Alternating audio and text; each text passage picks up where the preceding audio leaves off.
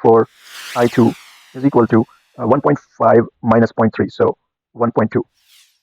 Hi students, welcome back.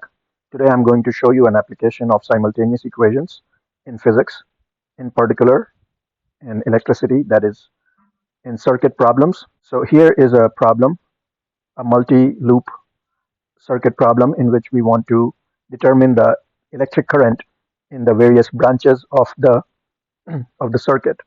So if you don't understand this at this point, please don't worry, you will learn it in college physics.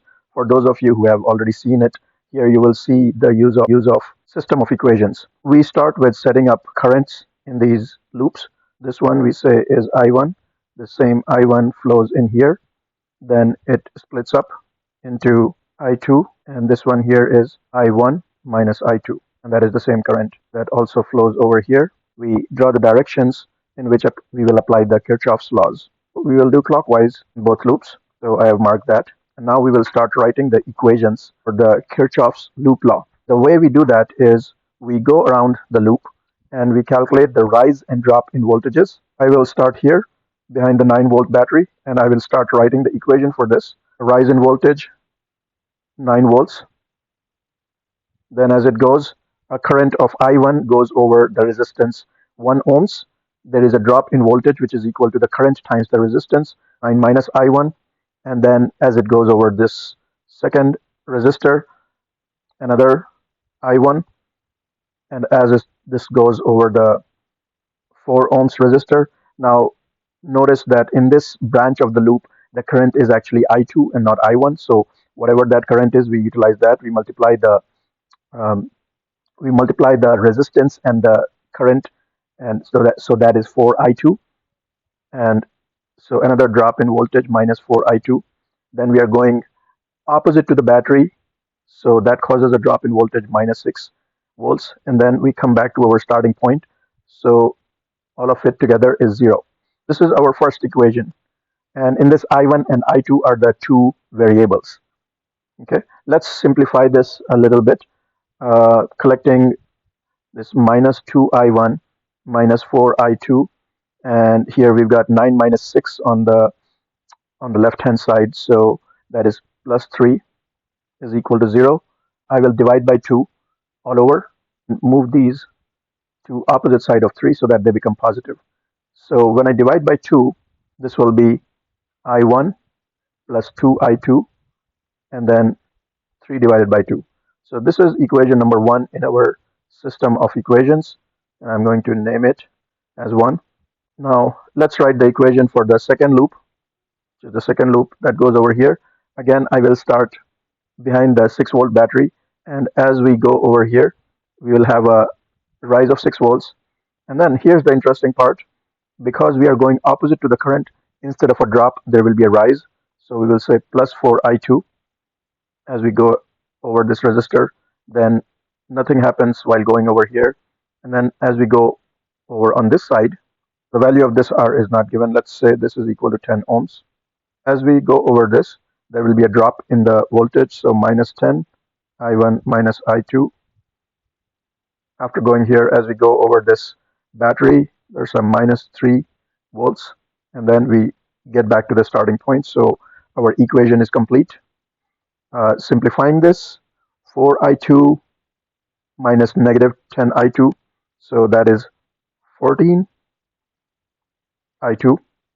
minus 10I1.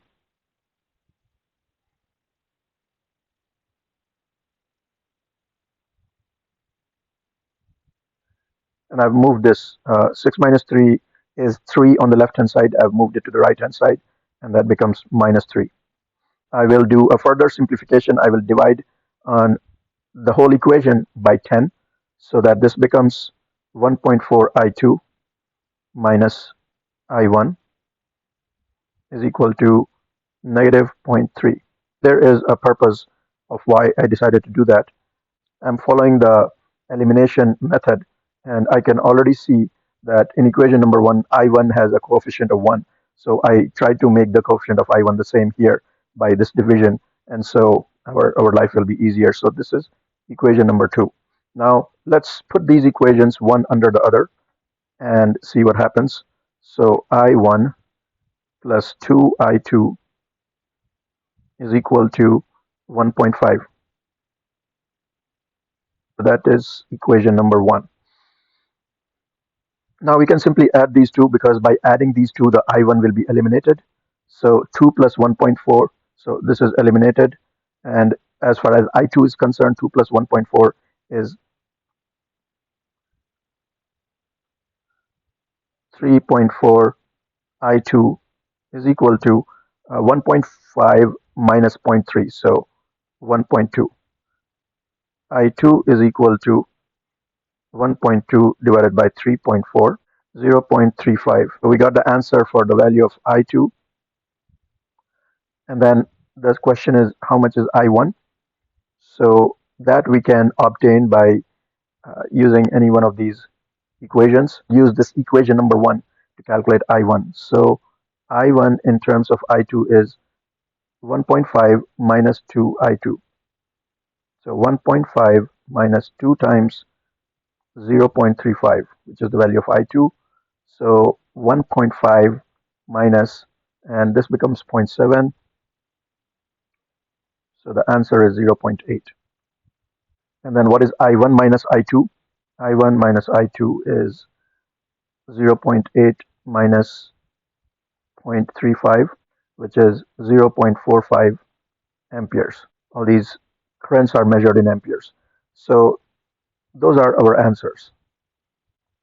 All right, so this branch had I1, and I1 is equal to 0.8 amperes, and that current of 0.8 amperes runs in this whole branch.